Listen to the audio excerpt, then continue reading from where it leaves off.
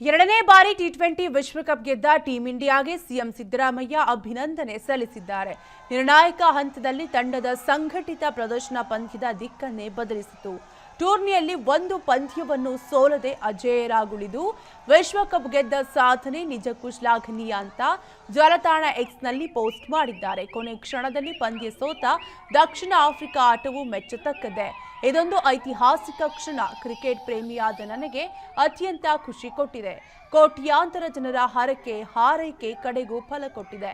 ವಿಶ್ವಕಪ್ ಮರಳಿ ಭಾರತದ ಮಡಿಲು ಸೇರಿದೆ ಎಂದು ಎಕ್ಸ್ನಲ್ಲಿ ಪೋಸ್ಟ್ ಮಾಡಿ ಸಿಎಂ ಸಿದ್ದರಾಮಯ್ಯ ಅಭಿನಂದನೆ ಸಲ್ಲಿಸಿದ್ದಾರೆ. 17 ವರ್ಷಗಳ ಬಳಿಕ ಟಿ20 ವಿಶ್ವಕಪ್ ಕಿರೀಟ ಮುಡಿಗೇರಿಸಿಕೊಂಡ ಭಾರತ ತಂಡಕ್ಕೆ ಕೇಂದ್ರ ಸಚಿವ ಎಚ್.ಡಿ. ಕುಮಾರಸ್ವಾಮಿ ಶುಭ ಕೋರಿದ್ದಾರೆ. ಫೈನಲ್ ಪಂದ್ಯದಲ್ಲಿ ದಕ್ಷಿಣ ಆಫ್ರಿಕಾ ವಿರುದ್ಧ ಭಾರತ ರೋಚಕ ಗೆಲುವು ಸಾಧಿಸಿದ್ದು, ಸಮಸ್ತ ಭಾರತೀಯರ ಪರವಾಗಿ ಭಾರತ ತಂಡಕ್ಕೆ ಎಚ್.ಡಿ. ಕುಮಾರಸ್ವಾಮಿ ಅಭಿನಂದನೆ ಸಲ್ಲಿಸಿದ್ದಾರೆ. ಫೈನಲ್ ಪಂದ್ಯ ಅನೇಕ ರೋಚಕ ತಿರುವುಗಳಿಂದ ಕೂಡಿತು. ಭಾರತೀಯರೆಲ್ಲರನ್ನೂ ತುದಿಗಾಲ ಮೇಲೆ ನಿಲ್ಲಿಸಿತು. ಎಲ್ಲರ ಆಕಾಂಕ್ಷೆ ನಿರೀಕ್ಷೆಯಂತೆ ಭಾರತ ಗೆದ್ದು ಬೀಗಿದೆ. ನಮ್ಮ ಹೆಮ್ಮೆಯ ತಂಡಕ್ಕೆ ಶುಭವಾಗಲಿ ಎಂದು ಎಚ್ಡಿಕೆ ಎಕ್ಸ್ನಲ್ಲಿ ಪೋಸ್ಟ್ ಮಾಡಿ ಶುಭ ಕೋರಿದ್ದಾರೆ.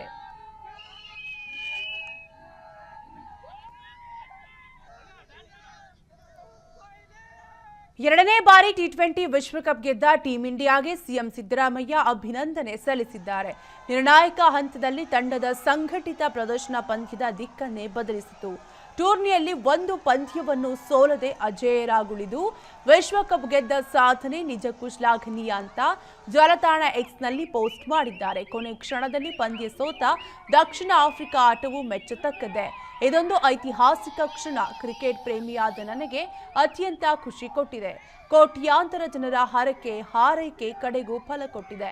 ವಿಶ್ವಕಪ್ ಮರಳಿ ಭಾರತದ ಮಡಿಲು ಸೇರಿದೆ ಎಂದು ಎಕ್ಸ್ನಲ್ಲಿ ಪೋಸ್ಟ್ ಮಾಡಿ ಸಿಎಂ ಸಿದ್ದರಾಮಯ್ಯ ಅಭಿನಂದನೆ ಸಲ್ಲಿಸಿದ್ದಾರೆ. 17 ವರ್ಷಗಳ ಬಳಿಕ ಟಿ20 ವಿಶ್ವಕಪ್ ಕಿರೀಟ ಮುಡಿಗೇರಿಸಿಕೊಂಡ ಭಾರತ ತಂಡಕ್ಕೆ ಕೇಂದ್ರ ಸಚಿವ ಎಚ್.ಡಿ. ಕುಮಾರಸ್ವಾಮಿ ಶುಭ ಕೋರಿದ್ದಾರೆ. ಫೈನಲ್ ಪಂದ್ಯದಲ್ಲಿ ದಕ್ಷಿಣ ಆಫ್ರಿಕಾ ವಿರುದ್ಧ ಭಾರತ ರೋಚಕ ಗೆಲುವು ಸಾಧಿಸಿದ್ದು, ಸಮಸ್ತ ಭಾರತೀಯರ ಪರವಾಗಿ ಭಾರತ ತಂಡಕ್ಕೆ ಎಚ್.ಡಿ. ಕುಮಾರಸ್ವಾಮಿ ಅಭಿನಂದನೆ ಸಲ್ಲಿಸಿದ್ದಾರೆ. ಫೈನಲ್ ಪಂದ್ಯ ಅನೇಕ ರೋಚಕ ತಿರುವುಗಳಿಂದ ಕೂಡಿತು. ಭಾರತೀಯರೆಲ್ಲರನ್ನೂ ತುದಿಗಾಲ ಮೇಲೆ ನಿಲ್ಲಿಸಿತು. ಎಲ್ಲರ ಆಕಾಂಕ್ಷೆ ನಿರೀಕ್ಷೆಯಂತೆ ಭಾರತ ಗೆದ್ದು ಬೀಗಿದೆ. ನಮ್ಮ ಹೆಮ್ಮೆಯ ತಂಡಕ್ಕೆ ಶುಭವಾಗಲಿ ಎಂದು ಎಚ್ಡಿಕೆ ಎಕ್ಸ್ನಲ್ಲಿ ಪೋಸ್ಟ್ ಮಾಡಿ ಶುಭ ಕೋರಿದ್ದಾರೆ.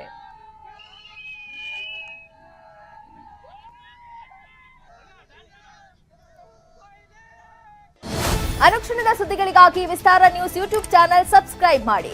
ಹೊಸ ಸುದ್ದಿಗಳ ನೋಟಿಫಿಕೇಶನ್ಗಾಗಿ ಬೆಲ್ ಐಕಾನ್ ಕ್ಲಿಕ್ ಮಾಡಿ.